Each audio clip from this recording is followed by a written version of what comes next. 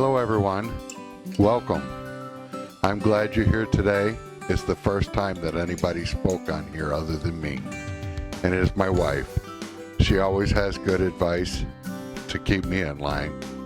And I hope that what she says moves you in a way that will help you in your walk with Christ and your road into recovery.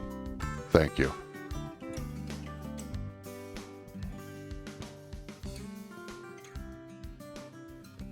Hello, my name is Connie, and I'm the wife of Larry. We have been together for 26 long years. We have been married for 25 of it. Larry and I met in the most unusual way. Uptown cruising the pits with our sisters. I had known his sister for numerous years prior to this. He seemed very annoyed with me that night, and I figured that would be the last time I would see him. Well, I was wrong. He came in to see me at my work and asked me out on a date for that night. We hung out and did a lot of talking and visited his friends. He definitely had different plans, but I wouldn't give in to those plans. This relationship was different compared to all the others I had been in. He was in the Marine Corps and had the big bad Marine mentality, but I could see past this. We were engaged 4 months into our relationship and living together within 6 months, but that is a different story for a different time. We attended church with his parents occasionally, but didn't really start attending until we had children. Before we got together, I had still attended occasionally with my family and attended choir church camp every year, thanks to my grandmothers. So church was always been a part of my life. While I was pregnant with my first child, I decided to become baptized again. But I didn't want to do it while pregnant, as I knew I had gotten pregnant before marriage and felt this was wrong in the eyes of the church. Larry and I had been through so much already, as he was bowling numerous times a week, drinking heavily while doing so. He also hung out with his friends and did a lot of drinking with them too. This bothered me, but not to any point of leaving him or speaking up. I just looked at it as this was the way he was, and he had many demons from his past. I always felt the best way I could help him was by trying to fix him, which this caused lots more turmoil. I later learned that I struggled with codependency, and that was what we like to do, fix people who didn't want to be fixed. After we found out I was pregnant with our second child, Larry formed a friendship with a female coworker of his. One night, he asked about going to the casino with her. I didn't have a problem with it, as we were all friends. After that night, we didn't hear from her much, and I didn't think much of it. Well, 6 months after my son was born, I received a phone call from her asking what my husband's blood type was. I told her I didn't know and to call back when he was back home from work. Well, she didn't call, but that night, my heart broke. He told me he had cheated on me. About 3 months later, he received papers in the mail seeking paternity from him, which we later found out that he was the father. We had months to figure out what our plan was, if this was his child. I wasn't mad at him anymore, as we talked about it often. I was still hurt and didn't learn to let that go until many years later, as again, someone who was codependent didn't worry about their own feelings. They just care about fixing others. A few years later, we had our third child, and things were going as usual. Larry still bowling several nights a week and still drinking heavily each night. As the years went on, Larry's back issues continued to get worse, and so did his anger and control. We moved a few times through the years and still carried the problems no matter where we went. Then things totally changed in our life. Larry's back issues became unbearable, and he wasn't able to work anymore.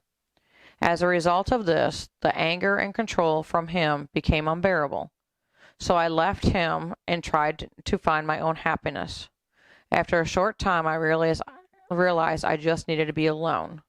So I moved in with a family from church who we were close with.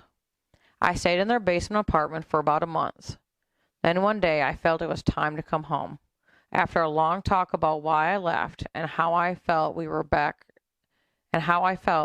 together at home. Things for us were better for a bit, but nothing 100%. Then the time came for us to make the biggest decision in our lives, to move out of state and start our lives over. We had always talked about moving, but never sounded right because Larry always mentioned Kentucky. This time was different. He mentioned Alabama. I decided it was the right state, and I took over the planning of everything. As someone who was very codependent and married to a controlling man, this was full of pain and anger. There was no one else that could help in the manner needed. So away we moved, but still wasn't sure of the reason why. That was until we found our church, friends, and Celebrate Recovery.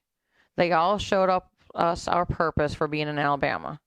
For us to find recovery, Larry for alcohol and anger, me for my codependency, and our family to be unified. We were on the road to being a better couple and a family, but not quite finished yet. After a few years, Larry admitted he was having suicidal thoughts that put him in the hospital for a week. This day was a very defining moment in our marriage. He was finally diagnosed as being bipolar and was on medication to help him.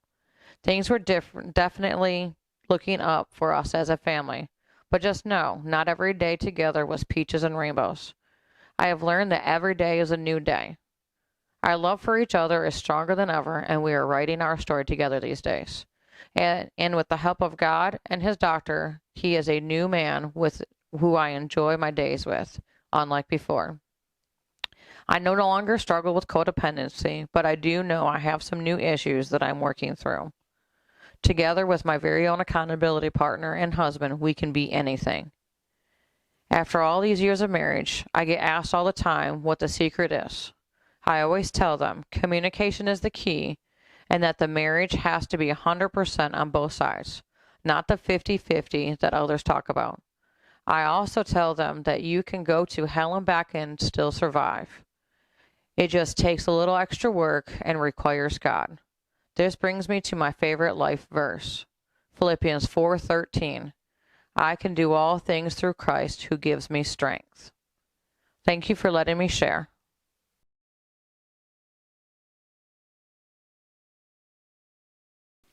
Thank you, Connie. That was so awesome. I am so blessed to have a wife like her. She is so good to me, and every day that I wake up with her, it truly is a new life, a new day, and I wouldn't want it any other way. We've been through a lot together, and I plan on being through a lot more. As we finish up here, please like and subscribe on the YouTube page. Join the public Facebook page, Building a Better Life with Christ. Share in the topics of the messages that we give. Maybe even give ideas for topics needed for others to hear that haven't been given yet. Or maybe even if you want a woman to give that message from a woman's perspective.